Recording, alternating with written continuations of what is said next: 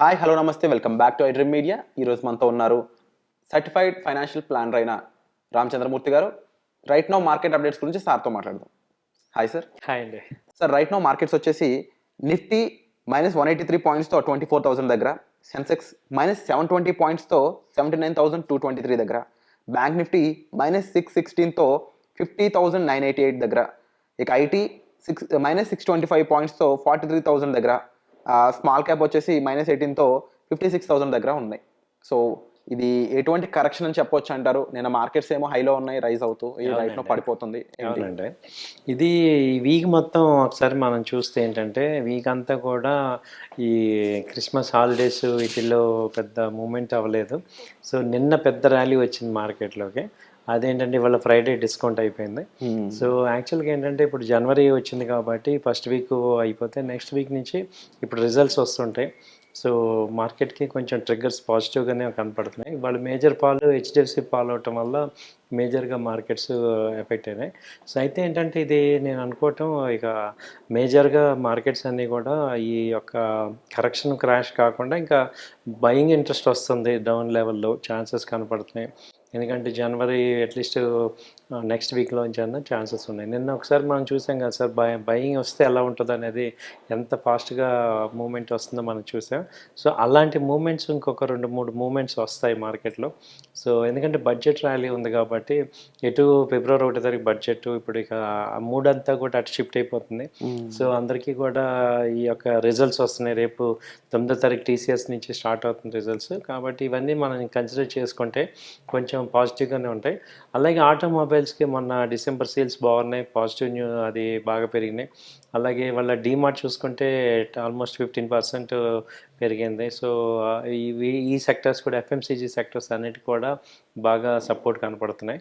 Only banking సెక్టర్స్లో ఇంకా కొంచెం pull back రావాల్సి వస్తుంది.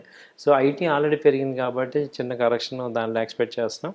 ఫార్మా చాలా స్ట్రాంగ్ ఉంది, లీడింగ్, ఇప్పుడు ఫార్మా లీడింగ్ అయ్యే ఛాన్సెస్ కనపడుతున్నాయి.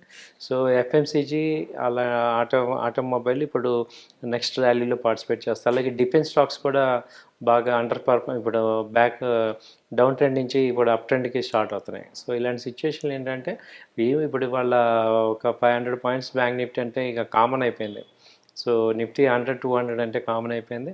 అయితే మనం నెక్స్ట్ ఏం జరుగుతుందంటే ఇప్పుడు ఈ లాట్ సైజులు పెంచారు కదా, నెక్స్ట్ అది కూడా కొంచెం ఎఫెక్ట్ అవుతుంది. వాల్యూమ్స్, టర్న్ ఓవర్, దాన్ని అడ్జస్ట్మెంట్ చేయటం ఈ నార్మల్ పీపుల్ అందరూ కూడా కొంచెం అవాయిడ్ అవుతుంటారు.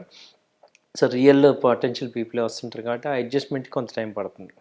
అండ్ మరీ ముఖ్యంగా సార్, ఇప్పుడు అప్కమింగ్ క్వార్టర్ రిజల్ట్స్ వచ్చాక మార్కెట్ ఏ విధంగా మారుతే ఛాన్స్ ఉందంటారు? అండ్ ఈవెంట్స్ కూడా తక్కువేం లేవు. సో ఈవెంట్స్లో సేమ్ వాలటాలిటీ కనిపించే ఛాన్స్ ఉందంటారా ఈ ఇయర్? బట్ అనలిస్టులు అగైన్ మళ్ళీ చెప్తుంది ఏంటి, ఇయర్ కాస్త హెవీ వాలటాలిటీ ఉండదు అని కూడా చెప్తున్నారు. అది ఎంతవరకు కరెక్ట్ అంటారు? కరెక్ట్ అనుకుంటాం కానీ ఏం లేదు సార్. ఎందుకంటే ఇప్పుడు ఇవాళ ఒకసారి అలవాటు అయిపోయాక దాన్ని మార్చేది ఏమి ఉండదు. సో ఇవాళ మనం చోట్ల నిఫ్టీ 75 లాట్ మనం ఎప్పటి నుంచో చూసాము ఆల్రెడీ. సో నిఫ్టీ 50 లాట్ చూసాము, ఇప్పుడు 25 చూసాము. అలాగే బ్యాంక్ నిఫ్టీ కూడా 50 చూసాము. కాబట్టి ఏంటంటే ఓకే, వాళ్ళు ఎంత జాగ్రత్తలు తీసుకున్నా ఈ ఆప్షన్స్ చేసేవాళ్ళు చేస్తుంటాం. ఎందుకంటే దానిలో వచ్చినప్పుడు అలాగే వస్తుంటే టెక్నికల్గా నేర్చుకొని, అయితే వాళ్ళు ఏంటంటే అందరూ కూడా ఇప్పుడు టెక్నికల్గా నేర్చుకొని చేద్దామనే మూడ్ కనపడుతుంది. ఇప్పుడు లాస్ అయిన ప్రతి వాళ్ళు ఏంటంటే రిలీజ్ అయ్యి ఇప్పుడు దీనిలో డబ్బులు ఉన్నాయి, రివర్స్ చేసేట్టు మనీ వస్తాయి కాబట్టి సో దాన్ని ఎలా చేసుకోవాలి, మనం ఎలా గ్రో అవ్వాలని నేర్చుకోవటం వల్ల బెనిఫిట్. కానీ ఊరికే ఎమోషనల్గా ట్రేడ్ చేసేవాళ్ళు ఎటు లాస్ అవుతుంటారు. సో అలా కాకుండా దీనిలో మనీ ఉంది, దాన్ని జాగ్రత్త చేసుకోవాలి, ఫోకస్డ్గా పెట్టుకోవటం వల్ల వాళ్ళు పెరుగుతారని నా ఉద్దేశం. ఎందుకంటే ఈ యొక్క ర్యాలీని చూసాము, డౌన్ ఫాల్ చూసారు, అన్నీ చూసారు కాబట్టి వాళ్ళు ఇంప్రూవ్మెంట్ అంటే ఈ మార్కెట్లో ఏంటి ఫీచర్స్ ఆప్షన్స్లో గెలవాలంటే, మనీ సంపాదించాలంటే టెక్నికల్ నాలెడ్జ్ యాక్యురస్గా కావాలి అనేది అర్థమైపోతుంది. సో ఇప్పుడు దీనికి కావాల్సిన మార్జిన్ పెట్టుకున్న వాళ్ళు జనరల్గా ఫెయిల్ అవ్వరు. ఎందుకంటే ఎక్కువ మార్జిన్ పెట్టడం వల్ల ఈ స్క్రాప్ పీపుల్ రారు. సో ఇది ఒక మంచి పరిణామం. అంటే ఒక మెచ్యూర్డ్ పీపులే డీల్ చేయాలి. ఈవెన్ సెబీ కూడా ఎఫ్ అండ్ ఓ ట్రేడింగ్ తగ్గించడానికి చాలా మార్పులు తీసుకురావడానికి సిద్ధమైనట్టు కూడా కనిపిస్తుంది. అంటే లేటెస్ట్ ఎటువంటి ఇంకా అప్డేట్స్ దాని మీద తీసుకురావచ్చు అంటారు? యాక్చువల్‌గా అవేర్‌నెస్ కంప్లీట్‌గా క్రియేట్ చేయాలి సార్. ఏంటంటే ఇది ఎవరికి సూట్ కాదు. ఇది ఎవరికి సూట్ అవుతుందో. ఇప్పుడు మనీ ఉన్నవాళ్ళు హెడ్జింగ్ కోసం కానీ, లేకపోతే ట్రేడింగ్ చేయాలన్నా వాళ్ళకి మాత్రమే ఇది.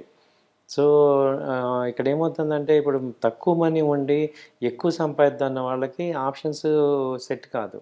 అంటే ఆల్రెడీ నీకు మనీ రిక్వైర్మెంట్ ఉన్నప్పుడు మనం ఎమోషనల్‌గా చాలా డిపెండెన్స్ అయిపోతాం. కాబట్టి మీరు లాజికల్ థింకింగ్ చేయలేరు. సో, ఏదైనా అందరికీ కూడా ఈక్విటీ అనేది మెయిన్ మనకి అసెట్ క్లాసెస్‌లో ఈక్విటీ అనేది మంచి ఇది వస్తుంది. సో, అలా చేసుకోవచ్చు ఇక. సో, అది ఒక ఎఫెక్ట్ అవుతుంది. ఏదన్నా ఏంటంటే ఇప్పుడు ఈ మార్పులనేవి ఇవాళ కొత్తేం కాదు కదా! మనం కంటిన్యూ అవుతున్నాం.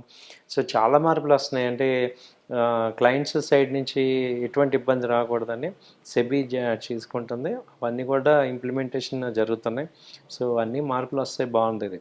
అండ్ ఈ మంత్‌లో 20థ్ ఇంటర్నేషనల్ ఈవెంట్ ఒకటుంది. ట్రంప్ సైనింగ్ యాస్ అవునండి. ప్రెసిడెంట్. సో, ఆ ఈవెంట్ మనకేమన్నా ముప్పు తెచ్చే ఛాన్స్ ఉందంటారా? దాన్ని అంత పరిగణించాల్సిన అవసరం లేదంటారా? లేదు సార్. ఎందుకంటే మనకి నవంబర్‌లోనే డిస్కౌంట్ అయిపోయింది కదా! అది. సో, ఎలక్షన్ ఇకపై డిస్కౌంట్ అయిపోయింది. ఇప్పుడు ఆయన యూఎస్‌లో అయితే ఆయన తీసుకున్న డెసిషన్స్ నెక్స్ట్ ఇంపాక్ట్ అవుతాయి. ఇప్పుడు ఆయన వచ్చిన రోజున అవ్వదు గానీ, ఆ నెక్స్ట్ 1 మంత్, 2 మంత్స్‌లో ఏమేం డెసిషన్స్ తీసుకుంటారు? Main how we react with ఇండియాతో గానీ, చైనాతో గానీ ఎలా ఉంటారు? ఏంటి? వాటి ఎఫెక్ట్స్ టారిఫ్స్ పెంచడం వాటి మీద ఎఫెక్ట్ అవుతుంది. అంటే ఇప్పుడు దానికి కూడా ఒక హనీమూన్ పీరియడ్ ఉంటది కాబట్టి 2, 3 మంత్స్ వాళ్ళంతా సెట్టింగ్ అడ్జస్ట్‌మెంట్ ఉంటది. మిడ్‌లో వస్తది. ఈ year after June, July US effect actual effect కనపడుతూ ఉంటది. సో, అందుకని ఏంటంటే మనం ఇమ్మీడియేట్‌గా అయితే ఏమీ రాదు. సో, ఏమీ అవసరం లేదు. ఓవరాల్‌గా ఏంటంటే ఇండియాకి వచ్చిన ప్రాబ్లమ్ లేదు. ఎందుకంటే ట్రంప్ గారు ఉన్నప్పుడు లాస్ట్ టైం కూడా ఇండియా ర్యాలీలోనే ఉన్నాం. సో, మనకి పెద్దగా మేజర్ ఎఫెక్ట్‌గా వచ్చేదేమీ లేదని నా అభిప్రాయం. Wonderful sir. So, right now markets అయితే కరెక్షన్ వైపు ఉన్నాయండి. దానికి సంబంధించి రీజన్ కూడా సార్ చెప్పడం జరిగింది. అయితే స్టాక్ మార్కెట్ అప్డేట్స్‌పై మీకు ఎటువంటి విషయాలు తెలుసుకోవాలనుకుంటున్నారు? రామచంద్రమూర్తి గారు చెప్పే విషయాల్లో మీకు ఏ విషయాలపై ఇంకా అవేర్‌నెస్ కావాలనుకుంటున్నారో తప్పకుండా మీరు కామెంట్ సెక్షన్‌లో మెన్షన్ చేయండి. అండ్ ఎటువంటి ఎపిసోడ్స్ మీరు రామచంద్రమూర్తి గారి నుంచి ఎక్స్‌పెక్ట్ చేస్తున్నారు? ఎటువంటి ఇన్ఫర్మేషన్ తెలుసుకోవాలనుకుంటున్నారు? మీరు స్పెసిఫిక్‌గా మెన్షన్ చేసినట్లయితే వాటిపై ఫోకస్డ్ ఎపిసోడ్స్ మేము చేయడానికి మాకు చాలా పాసిబిలిటీ అనేది ఉంటుందండి. అండ్ మీకు ఎటువంటి డౌట్స్ ఉన్నా, గైడెన్స్ కావాల్సిన స్టాక్ మార్కెట్‌పై మీరు సార్‌తో డైరెక్ట్‌గా ఫోన్ నంబర్స్ కాల్ చేసి మాట్లాడొచ్చు. సో, వచ్చే ఎపిసోడ్‌లో మళ్ళీ కలుద్దాం. Thank you so much sir. Thank you sir. నమస్తే.